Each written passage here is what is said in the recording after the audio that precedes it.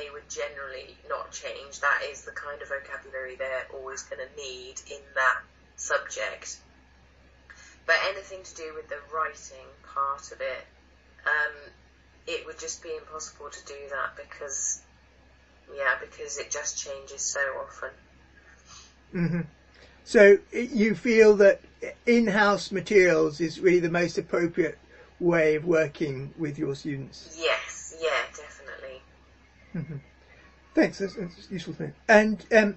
And last question then, what changes would you want to make to your current provision and why? I've already been touching on some points of this, but do you have a plan of action that you like to put forward in the next year or two? I think I would love to see us have credited modules, because I think that would give us a little bit more, weight within the university. Like I think we struggle. The image of our service is that it's well, for a start, remedial and often not necessary. And I think if we had an accredited module, then people in the university as well, the academic tutors, would take us a little bit more seriously, and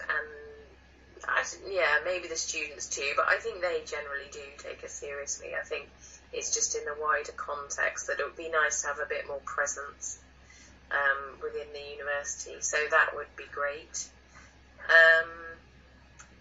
What else?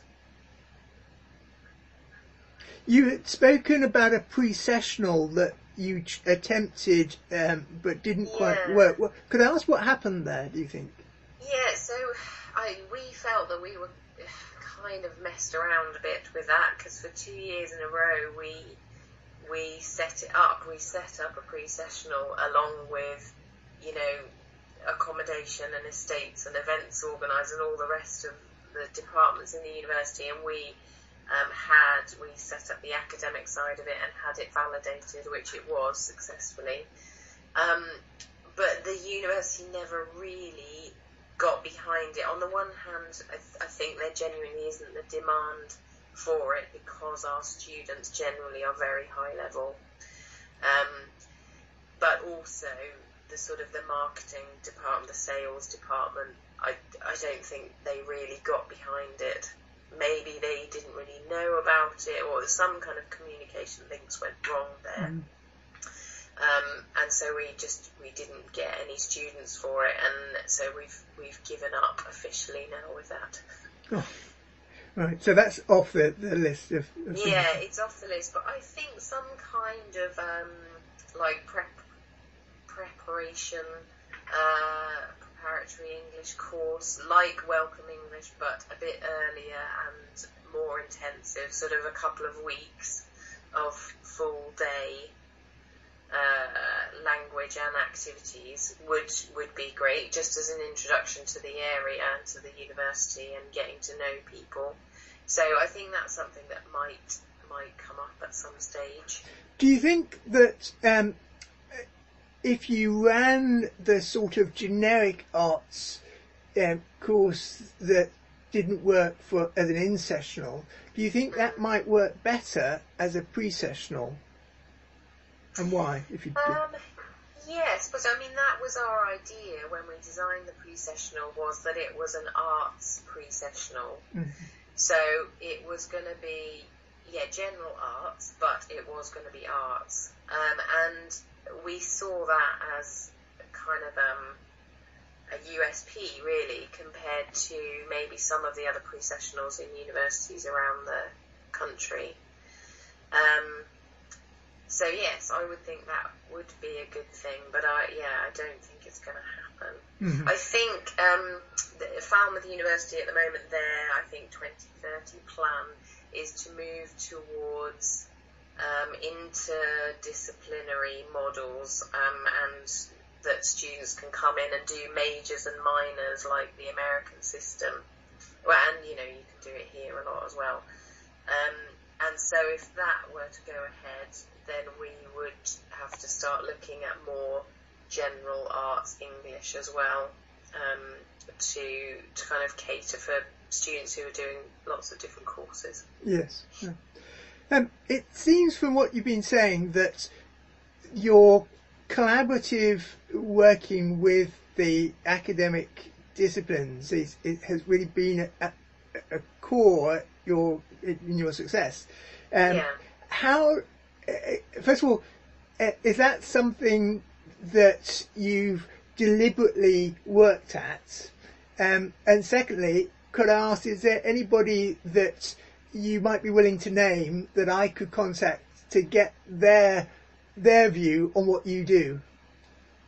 Yeah, sure. I think that is why we've been successful, I think. And it's vital.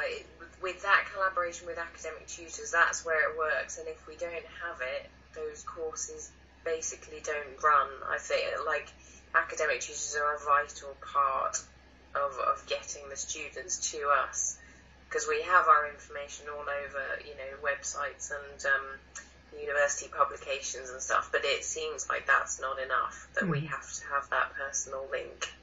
And did that answer your first question? Sorry. It did, but has that come about by you simply knocking on people's doors and saying hello? Yes, pretty much.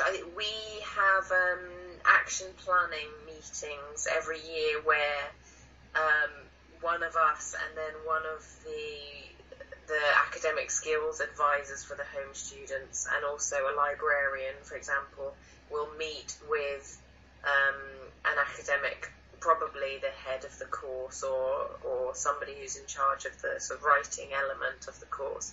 So we will meet in a group and discuss how things are going and what we can do to kind of provide better services for the courses.